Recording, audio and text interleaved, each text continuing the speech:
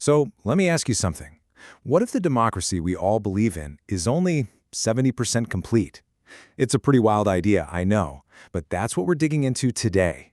It's a perspective that might just change how you see everything, from who's in charge of a country to how a family makes decisions. And it all kicks off with this one number. All right, let's just jump right in.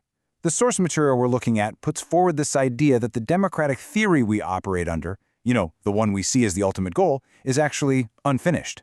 It's only a 70% theory. It's not the final product, but more like a major work in progress. And yeah, that is the million-dollar question, isn't it?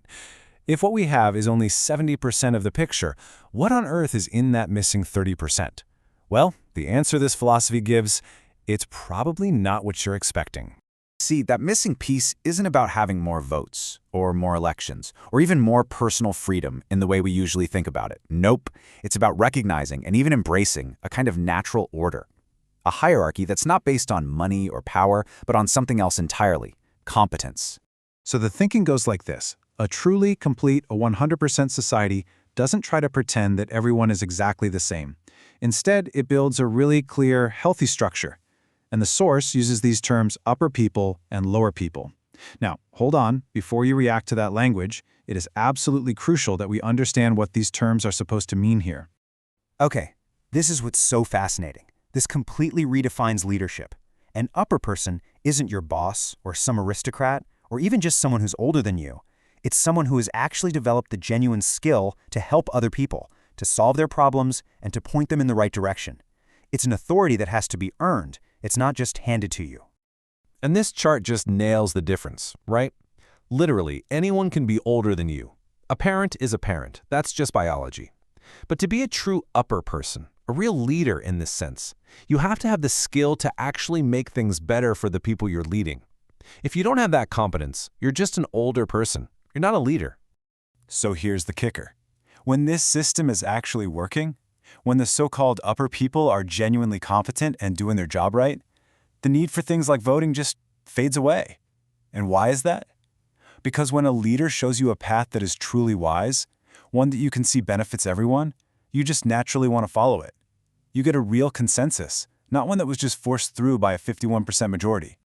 All right, so let's take this pretty abstract idea and see how it plays out in the one place we all know intimately, the family. This is where it all starts to feel very, very real. According to this philosophy, if parents get to a point where they're saying, all right, kids, let's just take a vote on where we're going for vacation, that's actually a red flag. It's a sign that there's a deeper problem. It's basically an admission that the parents haven't been able to use their wisdom to figure out and explain the best path for the whole family. They're basically giving up their role as leaders. So instead of putting it to a vote, here's the model that's proposed as the ideal. And notice, it's not about ignoring the kids. It's the exact opposite. The job of the parent is to listen, and listen really carefully. Then they process all that input using their greater experience and wisdom, and then comes the hard part. They have to explain why a certain decision is the right one, guiding their kids so they can understand and get on board. To make this even more concrete, let's walk through a case study from the source that I'm sure a lot of people can relate to. It's about a major disagreement over who you want to marry. I mean, this is a classic, right? Your heart is telling you one thing, but your family is telling you something completely different. And the usual advice we hear is, just follow your heart. It's your life. But this philosophy, it suggests a totally different path, a much more difficult one, actually. Wow, okay, that is an incredibly strong statement. The source is dead serious about this. It says if you just steamroll ahead and get married when your family is strongly against it, that marriage is doomed.